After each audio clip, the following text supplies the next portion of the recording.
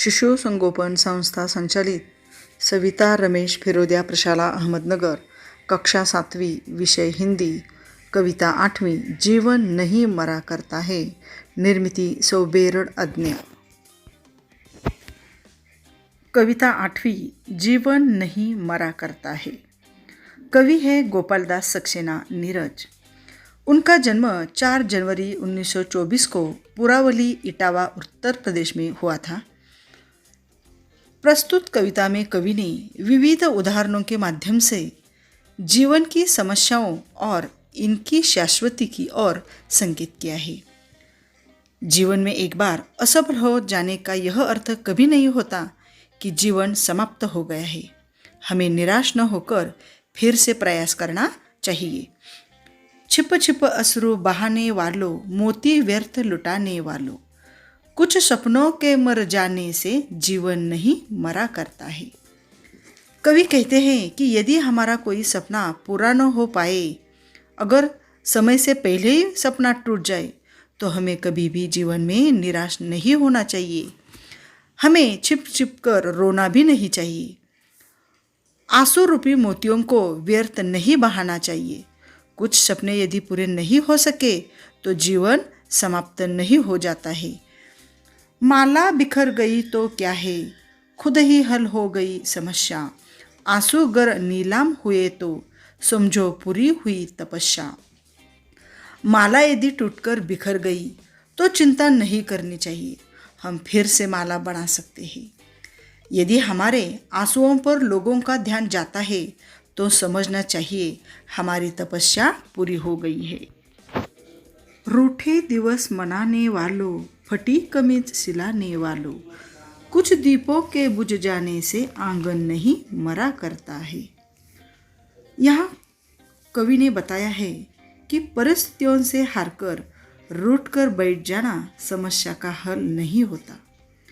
यदि अगर हमारी कमीज फट जाती है तो हमें उसे सिला लेना पड़ता है, हम फेंक नहीं देते।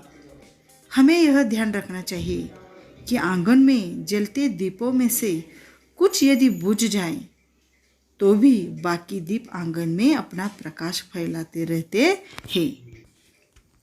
खोता कुछ भी नहीं यहाँ पर, केवल जिल्द बदलती पोथी। जैसे रात उतार चांदनी, पहने सुबह धूप की धोती। वस्त्र बदल कर आने वालों, चाल बदल कर आने वालों, चंद खिलौने के खोने से बचपन नहीं मरा करता है। यहाँ कवि कहते हैं कि इस दुनिया में कुछ भी समाप्त नहीं होता, केवल उसका रूप बदलता है। रात के बाद दिन आती है, दिन के बाद रात आती है। मानो रात ने चांदनी रूपी वस्त्र उतारकर धूप रूपी वस्त्र पहन लिए हो। हमें यह समझना चाहिए कि बचपन में खेलते समय अगर कुछ खिलौने टूट जाते हैं, कुछ खो जाते हैं, परंतु बच्चों के आनंद पर कोई असर नहीं होता। कितनी बार गगरियां फूटी, शिकन पर आई पनघट पर। कितनी बार किश्तियां डूबी, चहल पहल वही है तट पर। कवि कहते हैं पनघट पर पानी भरने वालों का हमेशा आना जाना लगा रहता है। पनघट वह स्थान जहाँ लोग पानी भरने के लिए आते हैं और वे अपने साथ गगरियाँ लेकर आती है। गगरी छोटा घड़ा, किश्ती नाव। कवि कहते हैं जाने कितनी गगरियाँ वहाँ आते ही फूट जाती हैं, परंतु पनघट उनका कभी शोक नहीं मनाता। और कितनी नाव पानी में डूबती हैं, फिर भी वहाँ की चहल पहल पर कोई फर्क नहीं पड़ता। तम की उम्र बढ़ाने वालों, लव की आयु घटाने वालों, लाख करे पतझर कोशिश पर उपवन नहीं मरा करता है।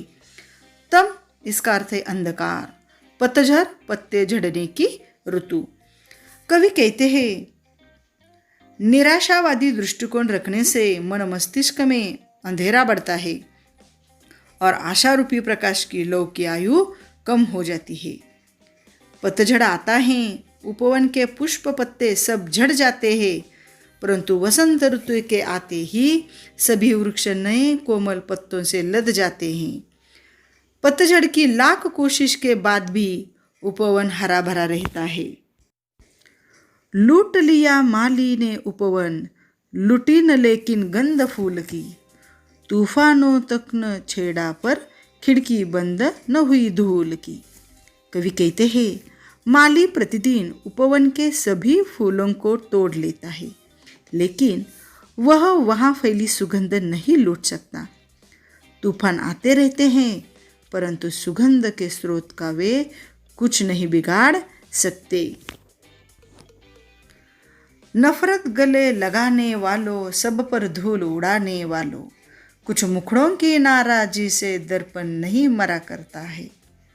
कवि कहते हैं, कुछ लोग सदा नफरत का भाव मन में लिए रहते हैं और ऐसे लोगों का काम होता है हर समय दूसरों की निंदा करना। लेकिन ये लोग भूल जाते हैं कि दर्पण हमेशा केवल सच्चाई ही दिखाता है। हमें दर्पण की तरह रहना चाहिए। और कवि ने हमें इस कविता में ऐसी सीख दी है कि हमें असफलताओं से घबराना नहीं चाहिए, अपनी मंजिल पाने की कोशिश छोड़नी नहीं चाहिए। कुछ सपने पूरे न होने का अर्थ यह नहीं है कि जीवन समाप्त हो गया है। धन्यवाद।